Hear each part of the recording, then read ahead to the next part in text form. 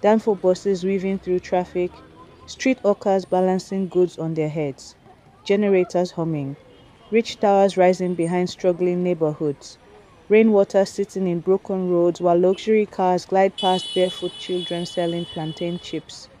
Because in Lagos, wealth and suffering often live on the same street, and nobody understood that better than Adesuwa Balogun. In a city where status was everything, Adesuwa had learned one rule early: never look like the struggling people around you. A black Range Rover moved slowly through traffic as hawkers tapped desperately against tinted windows. Inside sat Adesuwa Balogun, elegant, perfectly dressed, gold bracelets resting against flawless skin, scrolling through Instagram while ignoring the world outside her window. A little girl approached the SUV carefully holding bags of plantain chips, no older than 8. Her slippers were torn. Rainwater stained the bottom of her oversized dress. Still, she smiled, hoping someone would see her. Auntie, please, by now. Adesuwa didn't even look up. Kunle, lock the window properly, I beg.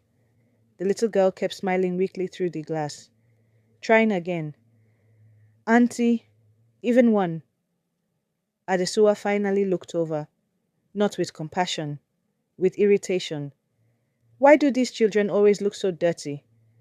Kunle glanced at the child through the rearview mirror, but stayed silent. The light turned green. The SUV pulled away, leaving the little girl standing in exhaust smoke, still holding the chips, still smiling, because hunger had taught her how to survive rejection. But Adesuwa believed struggle was something people chose, and in her world, poor people were either lazy or invisible. Sunday morning in Lagos meant two things: traffic and church. Luxury cars stretched down the entrance of one of the city's largest ministries as uniformed security guards rushed to open doors for important guests. And when Adesuwa Balogun stepped out of her black Range Rover, people noticed. "Good morning, madam. Mama Daniel, you're looking beautiful. God bless you, ma." Adesuwa smiled gracefully as she adjusted her designer sunglasses. This was the part she loved most: being seen. Inside the sanctuary, chandeliers glowed above polished marble floors, while the choir sang songs about surrender, humility, and the goodness of God. But beneath the worship, people quietly measured one another: handbags, shoes, influence, status, and Adesuwa knew exactly where she ranked: front row, respected, admired, untouchable. Pastor Adeyemi stood on stage preaching passionately. God is not impressed by money, he is moved by humility. Adesuwa nodded slowly in agreement, as though the message belonged to someone else. Moments later, the pastor announced a special offering for struggling widows and sick children. Before he could even finish speaking, Adesuwa stood up. The congregation erupted into applause immediately. "God bless our dear sister Adesuwa."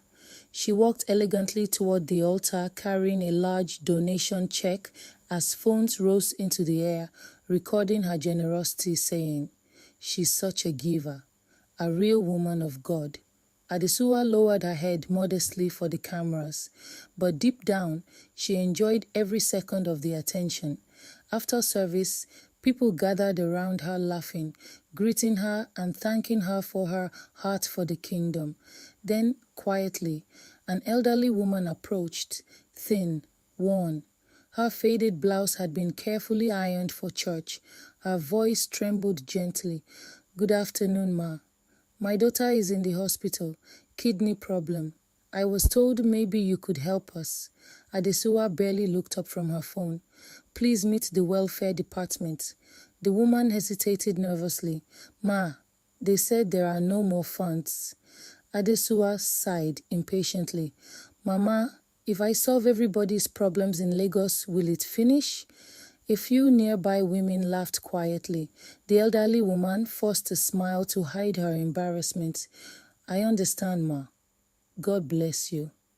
And just like that, she walked away, still carrying her burden alone. Seconds later, Adesuwa lifted her phone and snapped a smiling selfie inside the sanctuary and posted it with the caption, "Blessed to be a blessing." By evening, thousands of people would praise her kindness online, but heaven had already seen the truth, because generosity performed for applause is not the same thing as love, and somewhere beneath the polished image, God was already preparing to humble Adesuwa Balogun. By Tuesday afternoon, the church service was already forgotten, at least by Adesuwa, because in her world, kindness was something performed publicly, not practiced privately. The lunch crowd inside an upscale restaurant in Lekki buzzed softly with conversation as waiters moved carefully between tables, carrying expensive meals and imported wine. Adesuwa sat near the window with two wealthy friends, laughing over gossip and business deals. Designer handbags rested beside them like trophies. "Did you see Bimbo's daughter at that event?" said one of her friends. Ah, the girl looked cheap," said the other. The women burst into laughter. These days everybody wants to pretend they've arrived. Adesuwa smirked before sipping her drink. Social media has confused poor people. Now everybody thinks they belong among successful people. More laughter. Nearby staff kept their eyes lowered, used to people like them. Then, a young waitress approached nervously carrying fresh drinks, maybe 20 years old, trying her best to balance the tray carefully. But as someone brushed past behind her, the tray tilted slightly. A splash of juice landed near Adesuwa's designer handbag. Not on it, near it. The entire table froze. The waitress gasped immediately. "I'm so sorry, ma. I'm very, very sorry." Adesuwa stood up slowly. The restaurant became quiet, dangerously quiet. "Do you know how much this bag costs?" The waitress looked terrified. "I'm sorry, ma. It was an accident." "Accident? This is why some people remain servants forever. No excellence, no polish, just carelessness." The young woman's eyes filled with tears instantly. Customers nearby stared awkwardly into their food, pretending not to listen, but everyone heard. "People like you always want soft life, but nobody taught you basic standards." The waitress whispered another apology, hands shaking. "Look at you. You should be grateful you're even working here. Some of you would still be on the roadside selling pure water." One of Adesuwa's friends laughed uncomfortably, not because it was funny, because nobody wanted to challenge her. Outside the restaurant window, Kunle sat waiting inside the SUV, watching quietly, listening to every word through the partially opened entrance doors. The waitress lowered her head as tears slipped down her face. And still, Adesuwa wasn't finished. There are levels in this life. Learn your place and behave accordingly. The silence afterward felt heavy. Even her friends looked uncomfortable now, but Adesuwa simply adjusted her handbag, sat back down, and continued eating, as though humiliating another human being was completely normal. What she did not understand was that pride has a dangerous way of convincing people they are superior, right before life humbles them publicly. And somewhere deep inside that restaurant, the first cracks in Adesuwa's carefully constructed world had already begun. By the time Adesuwa returned home that evening, she had already forgotten the waitress, forgotten the tears, forgotten the embarrassment, because for people protected by wealth, other people's pain rarely lingers long.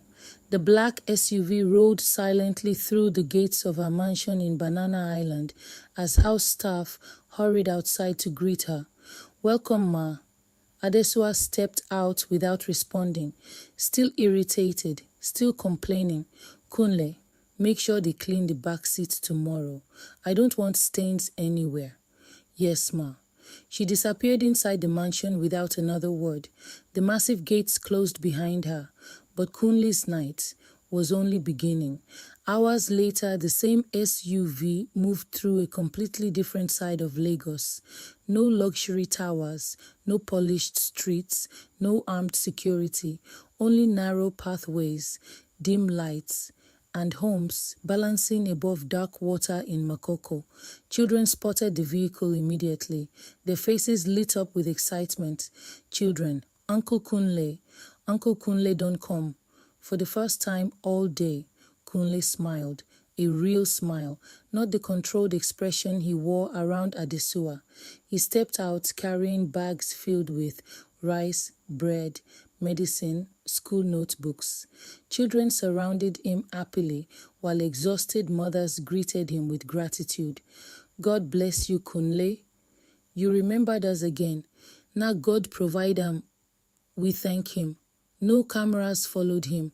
No church announcements celebrated him. No one posted his kindness online.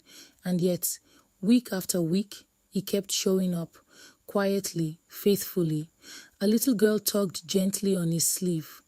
Uncle Kunle, are we still praying today? Kunle nodded softly. Soon families gathered together beneath wick-hanging lanterns as rain tapped lightly against rusted rooftops. Kunle bowed his head. Father, thank you for keeping us alive another day.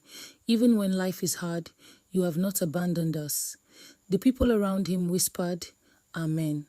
Meanwhile, across the city, Adesuwa sat inside a mansion worth millions, surrounded by luxury, yet constantly anxious, constantly angry, constantly empty.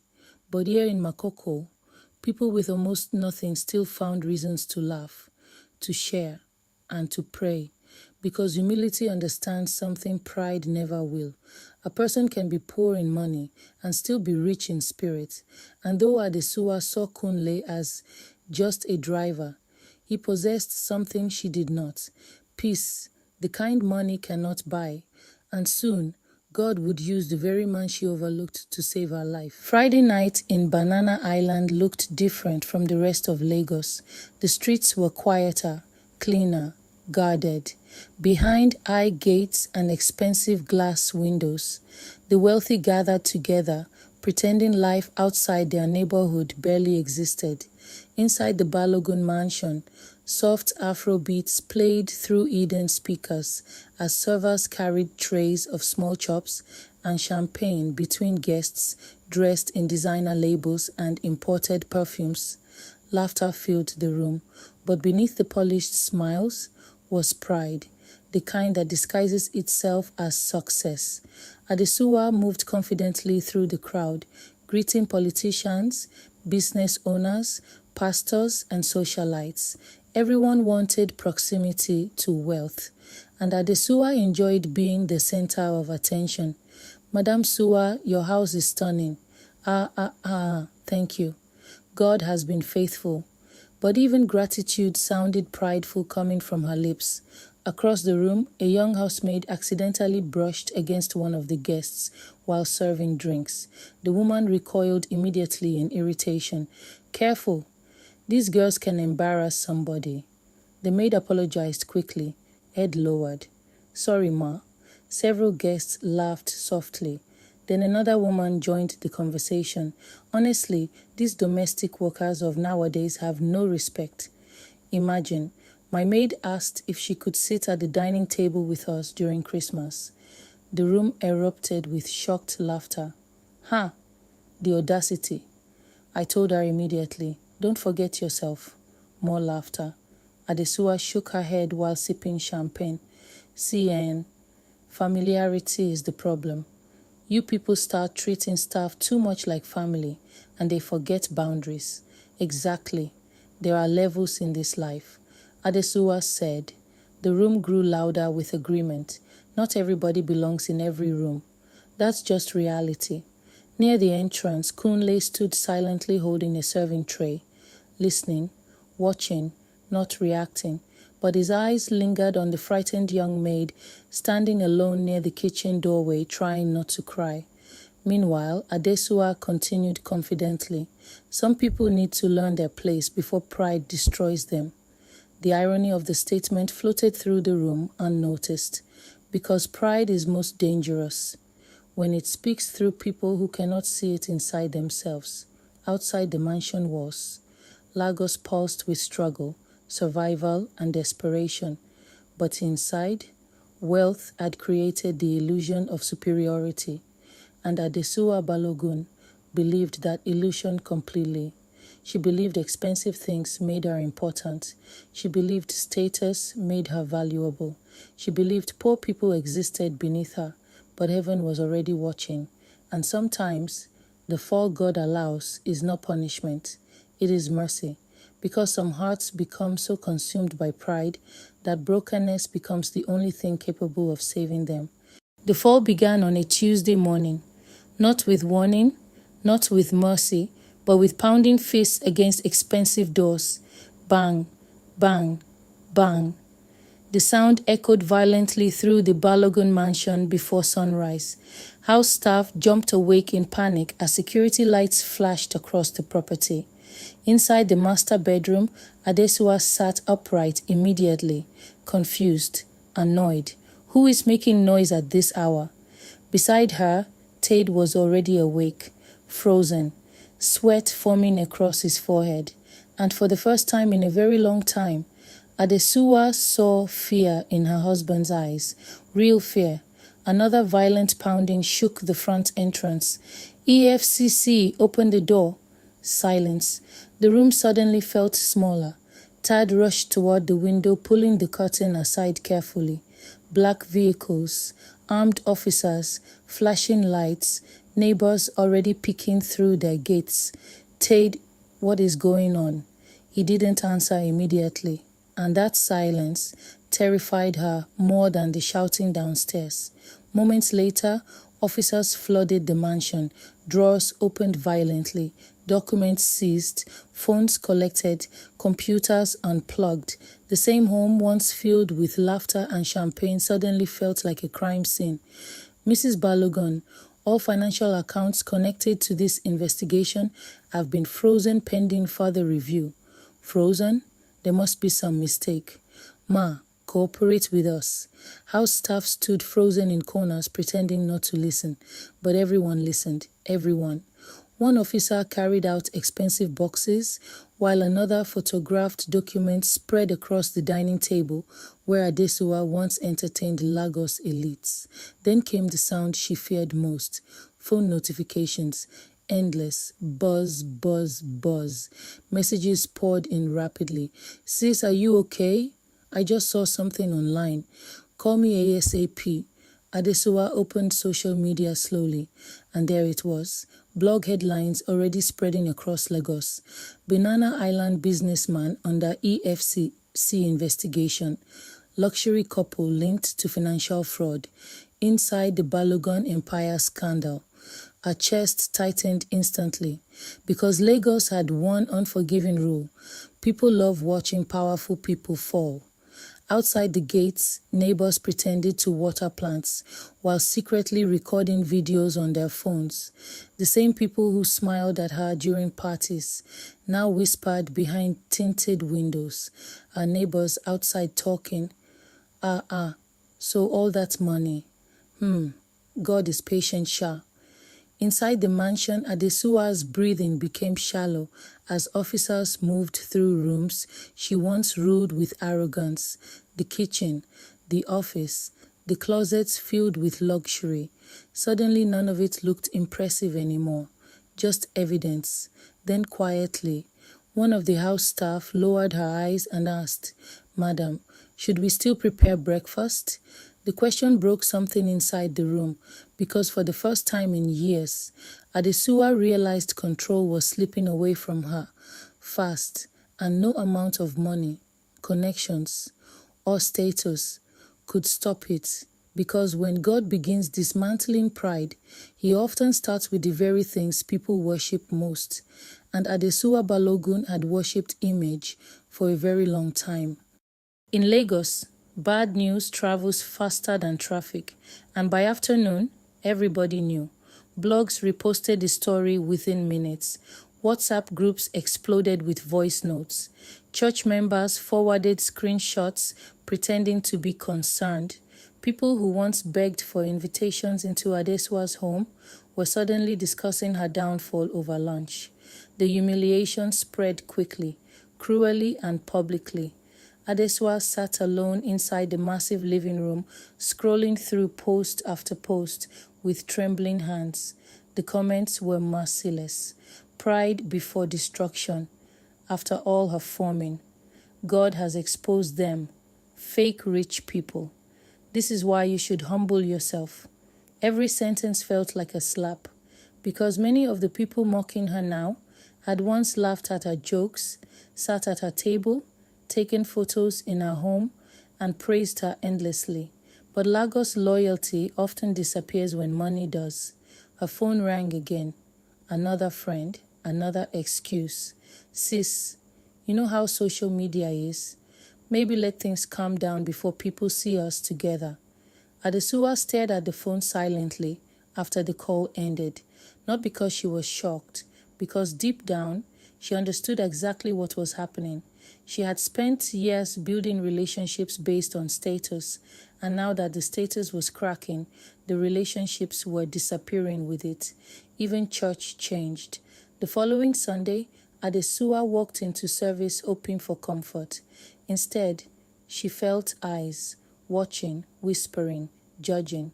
The same women who once rushed to hug her now greeted her cautiously from a distance. Good morning, ma.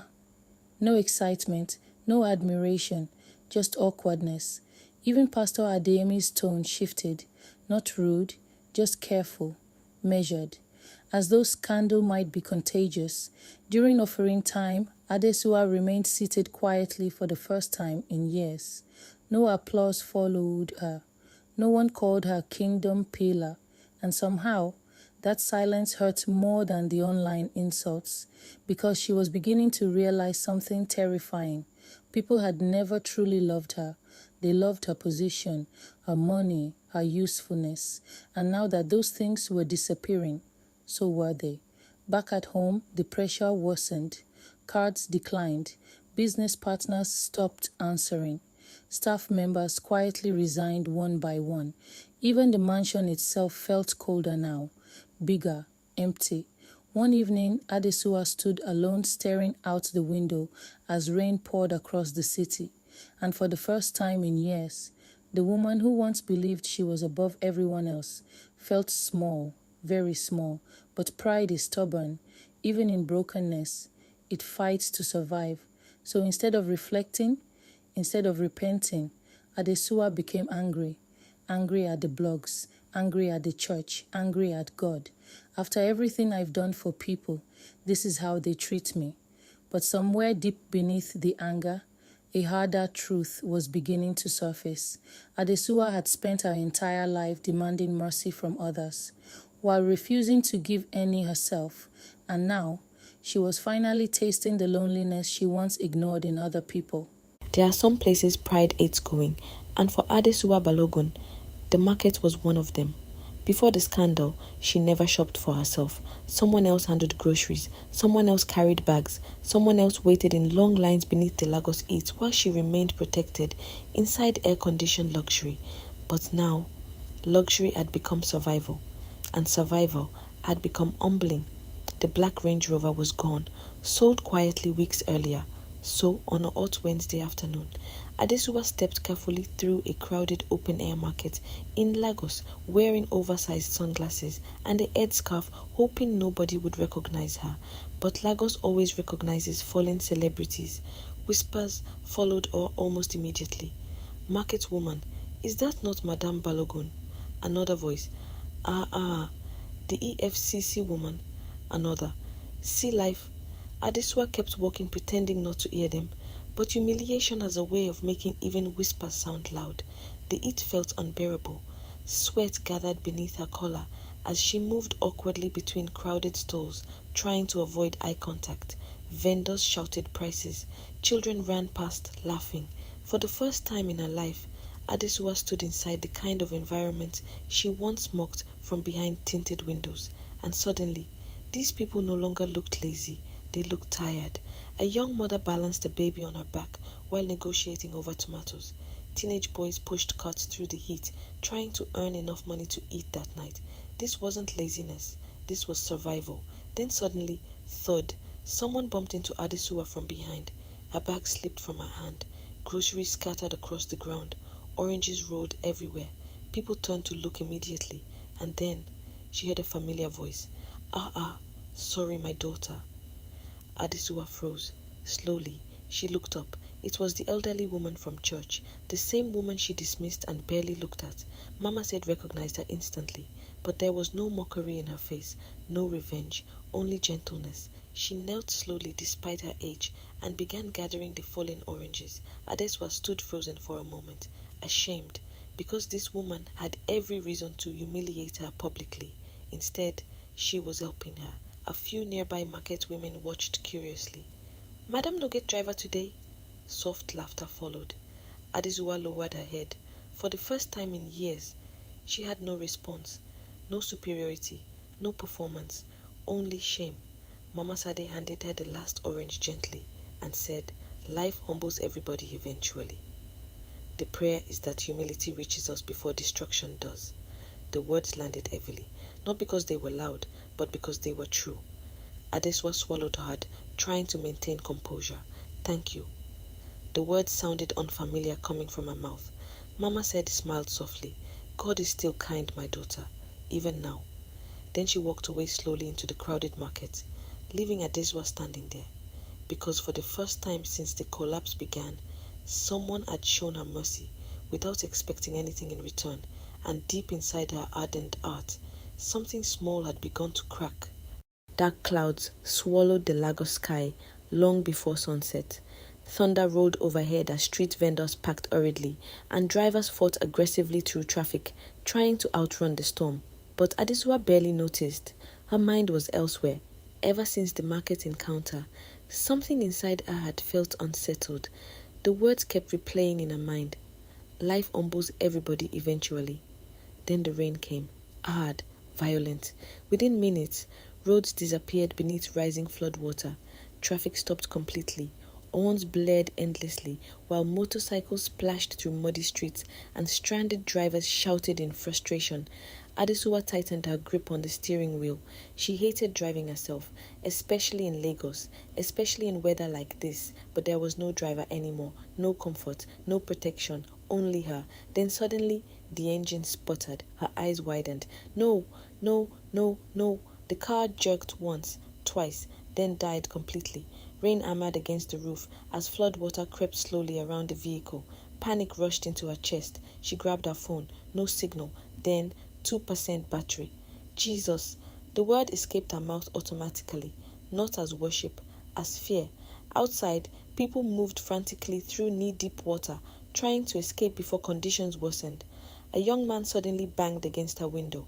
Madam, leave the car now. Water will soon cover everywhere. But Adesuwa hesitated. Her shoes, her handbag, the filthy water. Even now, pride fought to survive. I can't enter that water. The young man stared at her briefly before running off to help someone else. Minutes passed. The water rose higher. Cars ahead slowly disappeared beneath muddy floodwater. Fear wrapped tighter around her chest now. Real fear, not embarrassment, not inconvenience. Fear, the kind money cannot negotiate with. Then her phone died completely. Darkness, no GPS, no assistance, no husband, no image left to protect. Only a frightened woman trapped alone inside a sinking car while Lagos flooded around her. Water finally pushed beneath the doors. Adesuwa gasped as icy floodwater soaked her feet. And suddenly, the handbags, the status, the luxury, none of it mattered anymore. Tears mixed with rain as panic overtook her completely. God, please. Then, a flashlight pierced through the darkness outside her window. A figure moved carefully through the floodwater toward the car, steady, focused, unshaken by the storm. Kunle. For a moment, Adesuwa simply stared at him, ashamed, because suddenly every memory came rushing back at once. Every insult, every dismissal, every moment she treated him like he was beneath her. And still, he came. The car door forced open against the water. Madame, we need to go now. Cold water rushed inside immediately. Panic shot through her chest. My bag. Your life first. The word silenced her instantly. Not cruel, just true. Thunder cracked overhead as the flood climbed higher around the vehicle. Adesuwa looked down at the filthy water, hesitating.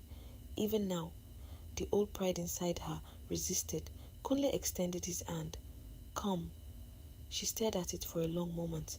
The same hand that opened doors for her, carried her bags, waited outside restaurants while she barely acknowledged his existence. Now it was the hand trying to save her life. Slowly, she took it. The water was freezing, chaotic. She gasped as she stepped into the flood, clinging tightly to him while rain crashed around them. Horns blared in the distance. People shouted. Sirens echoed somewhere far away. But through all the chaos, Kunle remained calm, guiding her carefully through the water, protecting her when she nearly slipped beneath the current.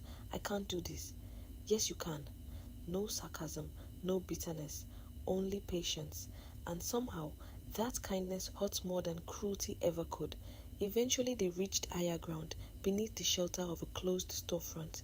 Adesuwa collapsed onto the concrete steps, breathing heavily, while rain poured beyond them. For a long moment, neither of them spoke. Only thunder, only rain. Then quietly, she looked up at him. After everything, why would you help me? Kunle removed his soaked jacket calmly. Because Christ helped me when I did not deserve it. The words hit harder than the storm itself, because there was no pride in his voice, no need to shame her, no desire for revenge, just truth, simple truth. Adesuwa lowered her eyes, and for the first time in a very long time, conviction entered her heart. Not embarrassment, not humiliation, conviction, the kind that exposes who a person truly is beneath status and appearance, because standing there soaked beside the man she once considered small, Adesuwa realized something she had never understood before. The poorest person in the room had been spiritually richer than her all along, and somewhere deep within her breaking heart, the first real prayer of her life began to form. The rain did not stop that night. Floodwaters swallowed parts of Lagos as stranded families searched for shelter and abandoned cars disappeared beneath muddy water. Kunle guided Adesuwa carefully through narrow pathways until they reached the only safe place he knew, Makoko. Adesuwa stopped the moment she saw it. Homes balanced above dark water on wooden stilts, lanterns flickering through the rain, children moving barefoot across narrow planks like they had done it their entire lives. This was the kind of place she once avoided looking at through tinted windows. Now it was shelter. She followed carefully across the slippery wooden walkway, gripping the railing as water moved beneath her feet. Everywhere she looked, she saw struggle. Tiny rooms crowded with families, wet clothing hanging beneath leaking roofs, mothers cooking over open flames, while rain dripped through broken ceilings. And yet, people still smiled, still shared, still welcomed one another warmly. The moment Kunle appeared, children ran toward him laughing with excitement. People greeted him with genuine joy, not because he was wealthy, because he was loved. Then someone noticed Adesuwa standing behind him, soaked and exhausted. Without hesitation, a dry wrapper was placed gently into her hands. You are our guest. The words unsettled her, because these people owed her nothing, yet they treated her with more kindness than many wealthy people ever had. Inside the small wooden room, Kunle handed her a cup of hot tea. The space was tiny, simple, but peaceful. Outside, children laughed in the rain while neighbors shared food, and they helped one another carry buckets of water. Somewhere nearby, a soft worship song drifted through the night, and despite the poverty surrounding them, there was warmth here, community, humanity, things money had never managed to create inside her mansion. Adesuwa sat quietly watching it all through the doorway, confused by the emotions rising inside her. Because for years she believed people living in places like Makoko lacked ambition, that they were beneath her. But now she saw dignity, strength, faith, joy in places she never expected to find it. Then quietly, Kunle sat beside her. Suffering has a way of teaching people what truly matters. Adesuwa looked around at the leaking roofs, the praying families, the shared meals, and the tired mothers still finding reasons to smile. And for the first time in her carefully protected life, the world outside her wealth no longer looked dirty or beneath her. It looked human. And somewhere deep inside Adesuwa Balogun, the walls pride had spent years building were finally beginning to collapse. Morning arrived slowly over Makoko. The storm had weakened, but floodwater still surrounded parts of the community. Adesuwa barely slept, not because of discomfort, because everything she thought she understood about life now felt shaken. Outside, the community was already awake. Life continued as normal. Even here, even after storms, Adesuwa stepped outside slowly and watched families prepare breakfast together. There was barely enough food, yet somehow everyone shared. No bitterness, just survival mixed with gratitude. Then Adesuwa noticed a little boy sitting quietly near the edge of the walkway, thin, silent, watching the other children eat, not begging, not crying, just watching. Kunle walked over gently. "You never chop?" The boy shook his head. "Mama said wait till evening." Adesuwa felt something tighten in her chest. The child still smiled politely despite obvious hunger. Kunle looked down at the plate in his own hands. Rice, the only food he had for himself that morning. Without hesitation, he knelt down and placed the plate gently in front of the boy. "Take, God will provide another one." The boy's eyes widened instantly. "For me?" Kunle smiled softly. "Eat." The child grabbed the plate carefully, like it was treasure, and then he smiled, grateful. Something inside Adesuwa finally broke, because suddenly she remembered every plate of food wasted at parties, every cruel comment, every moment she treated struggling people like inconveniences instead of human beings. Tears filled her eyes before she realized she was crying. She turned away quickly, embarrassed, but the tears kept coming, because for the first time in her life, she was not mourning lost money. She was mourning the person she had become. Kunle noticed her crying but said nothing. No judgment, no lecture, only understanding. Nearby, the little boy ate joyfully, while grains of rice slipped through his tiny fingers. That single plate of food meant more to him than luxury had ever meant to Adesuwa. And somehow, that realization crushed her, because she had spent years believing greatness came from being served. But here in Makoko, greatness looked different. It looked like sacrifice, like kindness, like giving your portion away so someone else could survive. And standing there surrounded by people she once considered beneath her, Adesuwa finally understood the truth pride had hidden from her for years. She had been rich in possessions, but bankrupt in love. That night, Makoko was unusually quiet.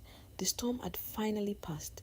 Inside the small room, a lantern flickered beside the wall, casting long shadows across the space. Adesuwa sat silently near the doorway, in the wrapper that was given to her the night before. No designer labels, no makeup, no image left to protect, only herself. Outside, children laughed faintly, while women cleaned cooking pots and prepared for the night. For some reason, the peace here unsettled her more than luxury ever had, because for the first time in years, there was nowhere left to hide from herself. Nearby, Kunle sat beneath the lantern, repairing the strap of a child's worn school bag. After a long silence, a voice finally broke through the room. "How do you do it?" A slight pause. "Do what?" "Live like this and still have peace." The question lingered heavily between them, because she truly did not understand. She had spent years surrounded by wealth and influence, yet fear and pride followed her everywhere.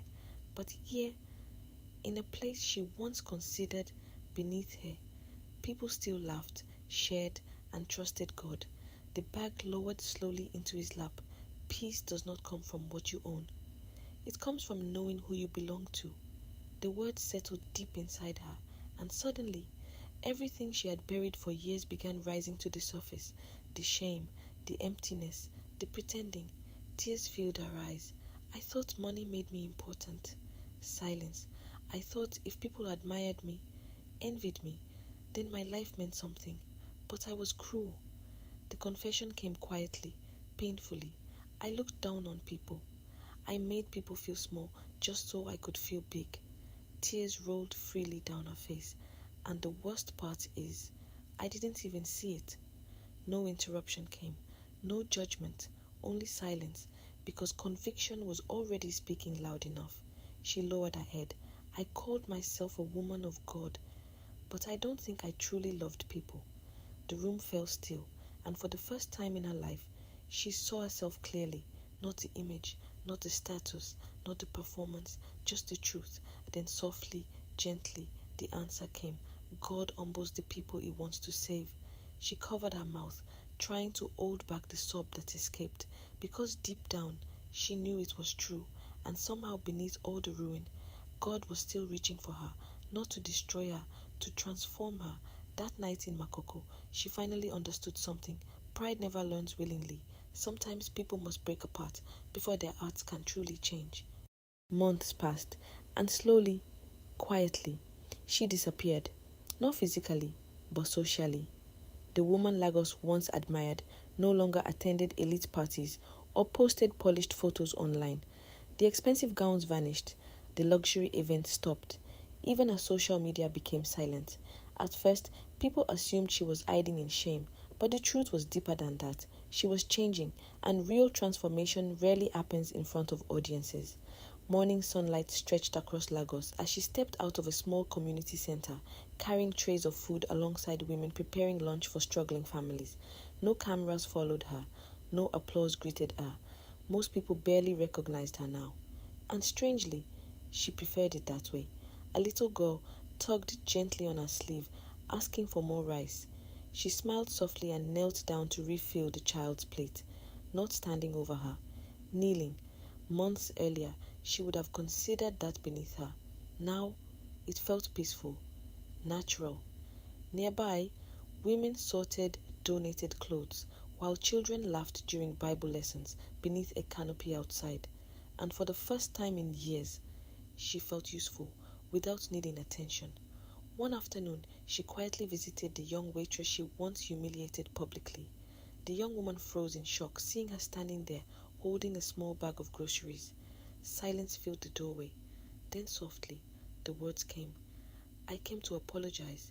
No excuses, no performance, only truth. What I did to you was cruel. You didn't deserve that. Tears filled the young woman's eyes because powerful people rarely apologize sincerely to those they once looked down on, but humility no longer frightened her now. Later that evening, she returned to church carrying groceries and medicine for struggling families, not for recognition, not for status, just love. And for the first time, respect followed her, not because of wealth, but because people could see the change in her heart, because brokenness had done what comfort never could. It forced her to see people differently, to see herself differently, to see God differently. Before the fall, she loved being served. Now, she finally understood the beauty of serving others, and though she had lost almost everything the world considered valuable, she gained something eternal, a softened heart, the kind pride could never produce, the kind only God can create after stripping away everything false. And somewhere beyond the noise of Lagos, beyond status, beyond wealth, she finally found the one thing money could never buy: humility. As the lights of Lagos glowed against the night sky, Adesuwa finally understood what many people spend their entire lives chasing without ever finding. Money can buy comfort, status can attract attention, power can make people fear you, but none of those things can transform the heart, because true greatness is not found in being served, but in serving others with humility, compassion, and love. The same people Adesuwa once ignored became the very people God used to save her soul. And maybe that's the lesson for all of us. Be careful how you treat people on your way up, because life has a way of humbling every human heart eventually. And sometimes the people we see as small are carrying the greatest wisdom, the deepest faith, and the strongest character of all.